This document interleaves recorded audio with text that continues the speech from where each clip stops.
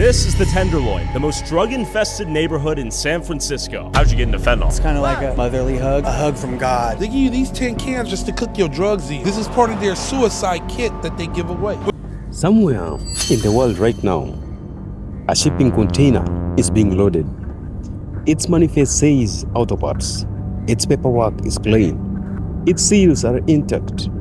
Somewhere in the world right now, a small package the size of your fist is moving through a postal sorting facility, and it is addressed to a residential street. It looks like everything else. And somewhere in the world right now, in a building with marble floors and a reception desk, a transaction is being approved, legal, documented, and signed. By the end of today, around 220 Americans will be dead from the synthetic opioid overdose. That's 1 every 6.5 minutes. Diff Ward said in the hall that it's the equivalent of a 747, I believe you said, going down every day. Imagine each year losing a city nearly the size of Dayton, Ohio, or North Charleston, South Carolina, or Billings, Montana, or Wilmington, North Carolina.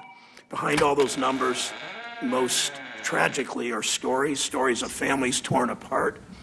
We've been told that this is a cartel problem, a border problem, a drug enforcement problem. It is not. What I'm about to show you is not a theory.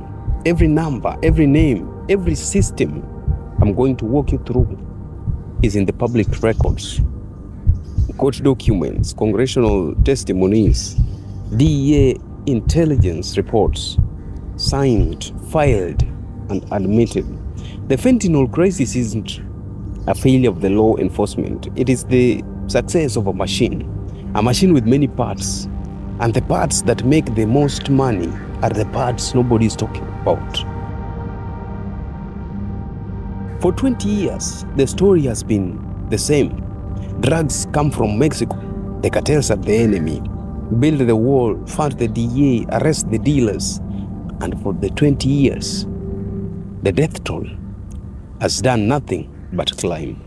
So either the strategy is failing or we've been looking at the wrong parts of the machine. Yes, what they don't put on the news segments. Fentanyl is not like cocaine. It is not like heroin. You don't need a farm. You don't need land. You don't need weather or soil or harvest seasons. You need a lab the size of a bathroom. You need chemicals that you can order. And you need a supply chain that already exists. One that moves trillions of dollars every single day of legitimate goods. The cartels did not build something new. They inserted themselves into something that we built. And that is a completely different problem with completely different people at the top. To understand who really runs the machine, you have to follow it from the very beginning, not from the border, not from the street corners, from the source. Fentanyl begins its life not in a cartel lab, but in a legitimate chemical company. The precursor chemicals required to synthesize fentanyl, the raw molecular building blocks, were for years manufactured legally, primarily in China, by registered companies with export licenses, with professional websites, some with even LinkedIn pages. These are registered businesses. That's not an accident. For years, the legal gray area was enormous. The chemicals themselves weren't classified as controlled substances.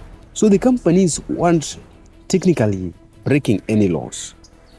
They were filling orders from the buyers they knew, or chose not to question the orders. In 2019, under significant pressure from the United States, China moved to schedule these precursor chemicals, making them controlled substances. It was treated as a major victory. Within months, production had quietly shifted. India, other chemical hubs, new suppliers, same chemicals, same buyers. The demand did not go anywhere.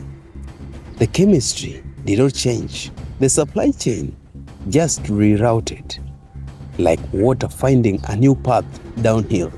According to the DEA's own intelligence assessment, the precursor supply chain remains one of the most difficult interdiction points, precisely because it begins in the legitimate industry.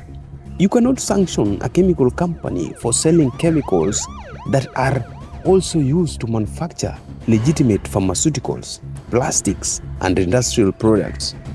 That ambiguity is worth billions. When most people think of drug cartels, they picture violence, gunmen, territories, tough wars. That image is 20 years out of date. The Sinaloa cartel and the CJNG, the two dominant organizations controlling fentanyl productions, are no longer drug trafficking organizations in the traditional sense. They are manufacturers, vertically integrated pharmaceutical scale. Think about what that means for a second. They identified a product with the highest profit margin of any substance on earth, and they industrialized its production. 1 kilogram of fentanyl costs somewhere between $3,000 to $5,000 to produce. On the street, that same kilogram has a value of up to $1.5 million.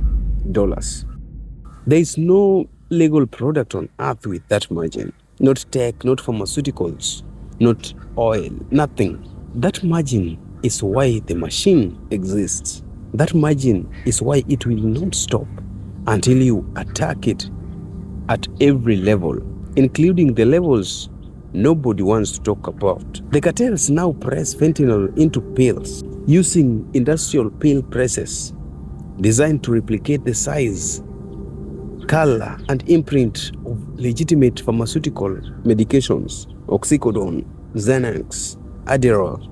In 2023 alone, the DEA seized over 379 million fentanyl pills. 379 million. And experts estimate that as 5 to 10% of the actual supply. That is what was caught. This is where the official narrative completely breaks down. The dominant image of drug war in the open border, the gap in the fence, the desert crossing. But fentanyl doesn't primarily move that way because it doesn't have to. The United States processes over 11 million cargo containers through its ports of entry every single year. 11 million cargo containers. The Customs and Border Protection physically cannot inspect more than a fraction of that number. The infrastructure does not exist. The manpower does not exist. The time does not exist.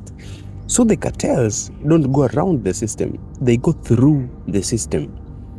Hidden inside legitimate commercial freights, furniture shipments, food imports, auto parts, moving through the same ports, on the same trucks, processed by the same custom agents who are physically overwhelmed by the volume.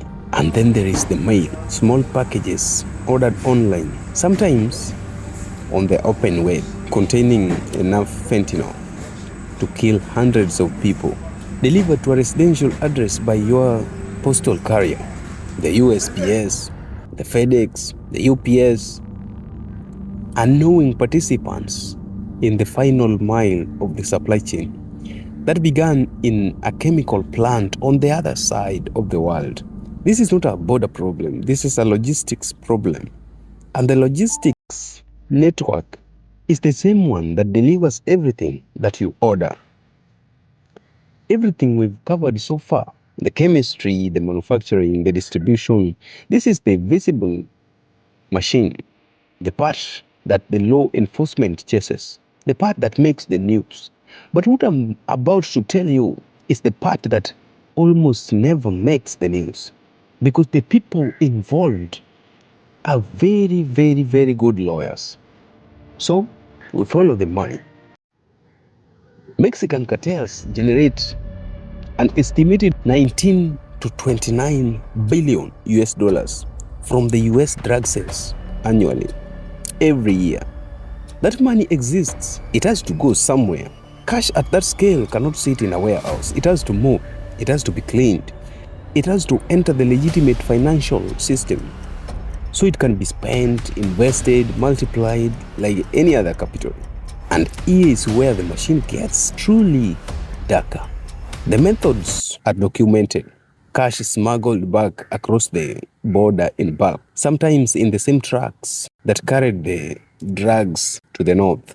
Trade-based money laundering, legitimate import-export businesses manipulating invoice values, shell companies purchasing properties in Miami, Los Angeles, cartel money flowing into the same luxury developments, marketed to legitimate buyers, and banks, financial institutions that processed the transactions, that asked insufficient questions, that chose not to look too hard.